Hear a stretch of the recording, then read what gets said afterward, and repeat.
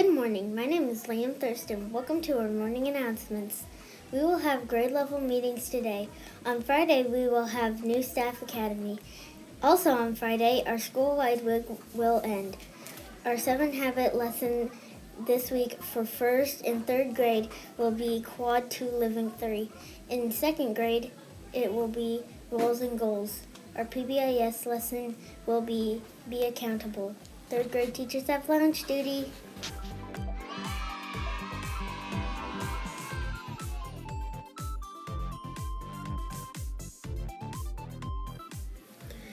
Good morning. My name is Brentley. Today for lunch you can choose between beef nachos with refried beans and cauliflower or a turkey hot dog.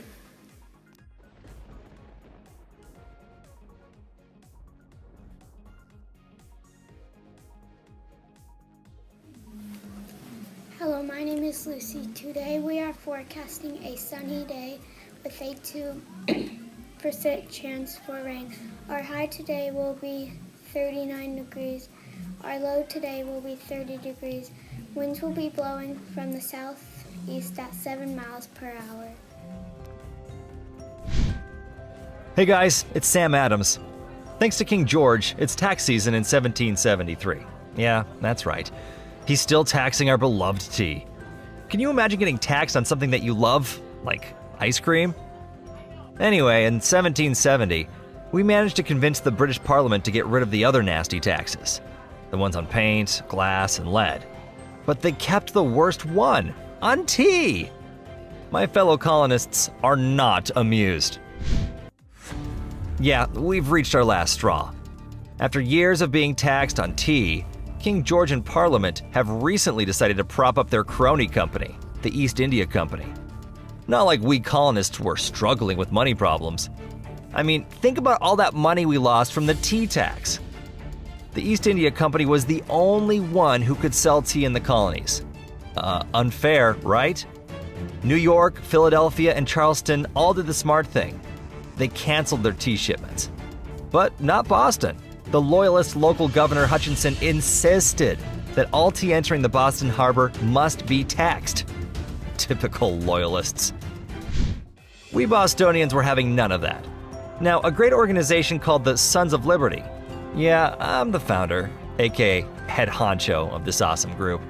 Decided that we need to act. Previously, we had protested the Stamp Act in 1765, but now we had to protest the East India tea monopoly, plus something that we've all heard by now. No taxation without representation. And we were successful in protesting in every colony except Massachusetts. The governor, though, would not back down. And neither would we. In late November, the ship, the Dartmouth, arrived carrying a ton of tea. We were furious and demanded that the Dartmouth captain sail back to home, but he refused. Why? Because we weren't going to pay those tea taxes. We had to act quickly and take drastic action. So on December 16th, a bunch of us got together to decide our next steps at the old meeting house. Just look over there. My fellow patriots are furious. Good thing King George isn't here because it would get ugly. This turned out to be a critical day in history, with the colonies taking a defiant stand against British rule.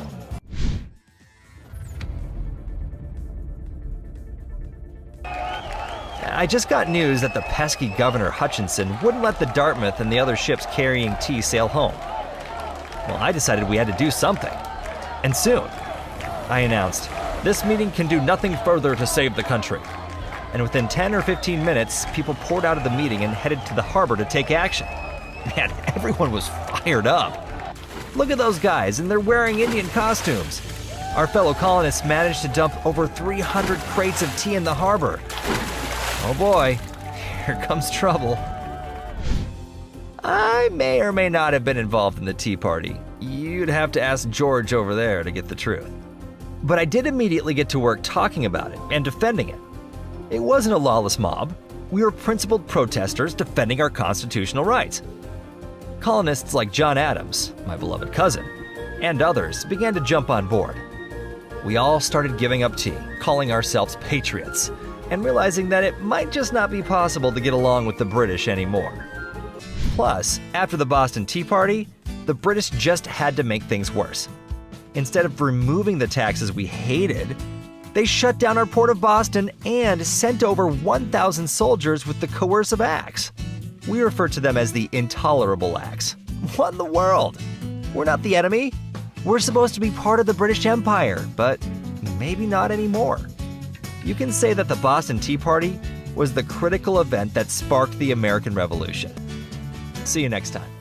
For the next few weeks, we will learn about baby animals. This week, we will learn about baby alligators, bears, and cows. So cute!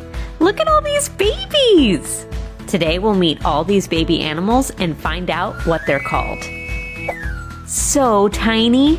A baby alligator is called a hatchling. Look at his little teeth!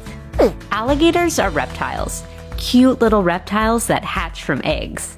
Alligators break out of their eggs using the one tooth they are born with, an egg tooth. It's like a little horn on their nose that they use to tap on the egg. A little later, the egg tooth goes away and they get the rest of their teeth. Rawr! This is a bear cub. That's what we call baby bears. Baby bears are born during the winter, usually in pairs, each cub weighing about a half a pound. But we usually don't see them until they get a little bigger. That's because they don't come out from the den until springtime. Mama bears hibernate when it gets cold. That means they sleep all winter. Before winter, mama bears eat a lot and get chubby. They don't eat the whole time they're hibernating, even when they have their baby cubs. Then they wake up in the spring and are very hungry.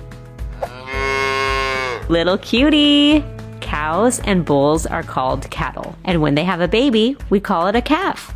When it gets big enough, the calf starts to eat grass or other plants like corn. Why are cows chewing all the time? We call that chewing their cud. Did you know that cows have 4 stomachs?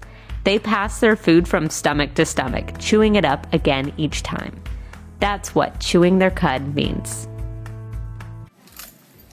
At Eugene Food, we believe that everyone can be a leader, that everyone has genius, and we know that all change starts with me. We want you to have a great day at Eugene Food, while we're inspiring and empowering learners to be lifelong leaders, and we are looking forward to the world we are going to make.